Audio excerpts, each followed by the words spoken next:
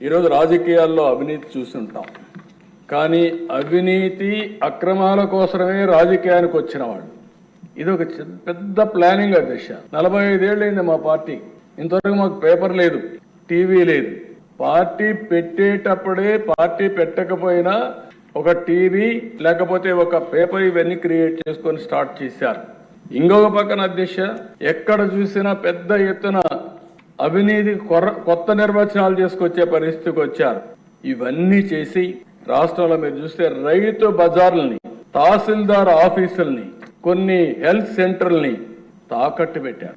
ఇంకో పక్క మద్యం నిషేధిస్తామని చెప్పి 5 ఏళ్లలో చేసేస్తున్నామని చెప్పి మద్యం పైన వచ్చే ఆదాయాన్ని 25 సంవత్సరాలు తాకట్టు పెట్టి దాంట్లో డబ్బులు తీసుకొచ్చే పరిస్థితికి వచ్చారు. 25,000 కోట్లు తీసుకొచ్చే పరిస్థితికి వచ్చారు. ఏమన్నాడు అంటే ఎక్కడికి పోయిందో అర్థం కాని పరిస్థితి వచ్చింది. కేంద్రం ఇచ్చిన నిధులన్నీ దారి మళ్ళించారు. పేదలకు చెందవలసిన పథకాలు చాలా వరకు గండి కొట్టే పరిస్థితికి వచ్చారు. ఈ రోజు మీరు చూస్తే దేశ ఇంత మునిపి మినిస్టర్ గారు చెప్పారు, ఆ డబ్బులు కానీ వచ్చుంటే మళ్ళీ మనకు కేంద్రం ఎప్పుడు కూడా డిఫరెంట్ స్కీమ్స్ కి డిఫరెంట్ పందాలు డబ్బులు ఇస్తారు. ఈరోజు నరేగా ఉంది, 90% కేంద్ర నిధులు వస్తాయి, మంది 10% వస్తుంది. ఇందులో 70% లేబర్కి ఇవ్వాలి, 30% మెటీరియల్ కాంపోనెంట్ కి ఇచ్చుకునే అవకాశం ఉంటుంది. దీన్ని ఎంత ఇది డిమాండ్ డ్రివన్, మనం ఎంత ఉపయోగించుకుంటే అంత ముందుకు పోతాం.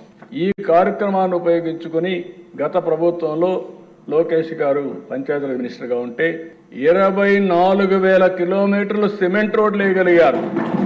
5 సంవత్సరాలు ఏం చేశారు?